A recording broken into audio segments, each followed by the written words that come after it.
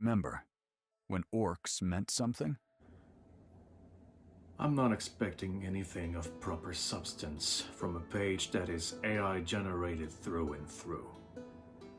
On that basis alone, I would normally dismiss this entirely and call it a day. But I'm feeling verbose today, so I will make my point, and I will make myself heard. To quote Garrosh Hellscream, who put it simply, Times change. and so do standards. But what is it that generative AI love to say again? Oh yes, get with the times or get left behind.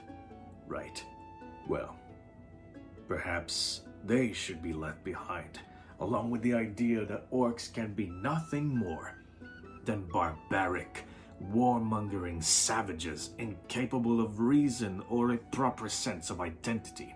Nothing more than brutal, brutish fodder to some generic Dark Lord. The new orcs? They smile. They chat. They farm. Like culture was something to neuter. They speak of orcish culture as if warfare alone was enough to build their culture. Don't they know that some of history's most feared and formidable warriors were so much more than that? That the Spartans were not just soldiers, but politicians and philosophers too? That the Norse raiders were also great navigators, traders, and what's this? They were farmers too. Dare I say, they were farmers first and foremost. How? Pray tell. Can one build a culture if all they know is how to destroy? Then again, if they would not even bother to pick up a quill pen, why would they bother with research at all? The war drums in the dark. The terror past the tree line. They mentioned the war drums in the dark.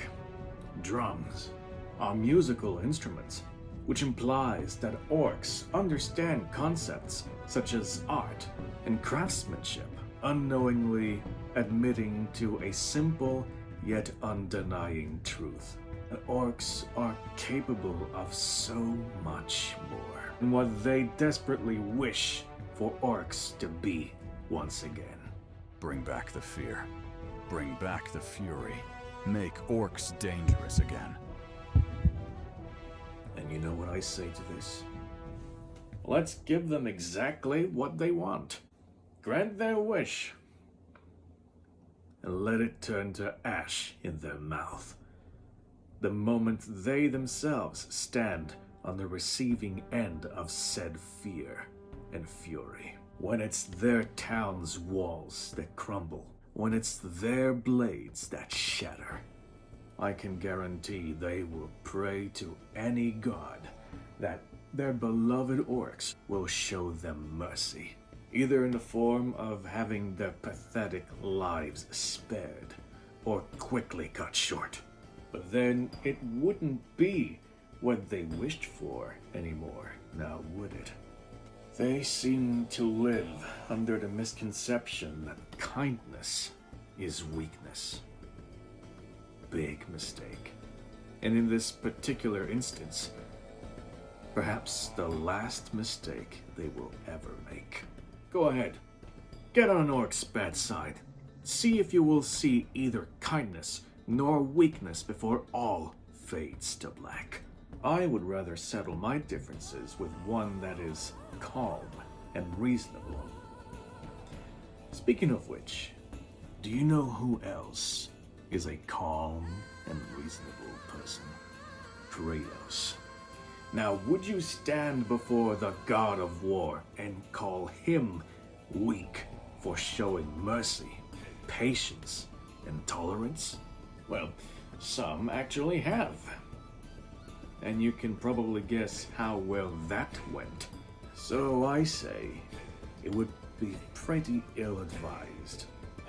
Then again, some folks seem to take it as a challenge to prove me wrong.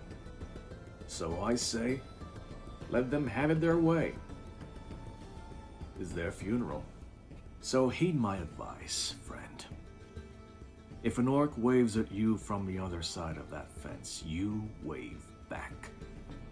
If an orc farmer offers you a tomato, you return the kind gesture by offering them a pint. Chat with them. Laugh with them. If you truly stand with orcs, you will accept them for who they are, no matter what. Or you can stand against them and reminisce about a flawed and outdated version of orcs that belong to the past.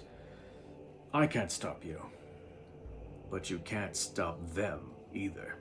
And right before you meet your merciless and violent end, remember these words. Do be careful what you wish for.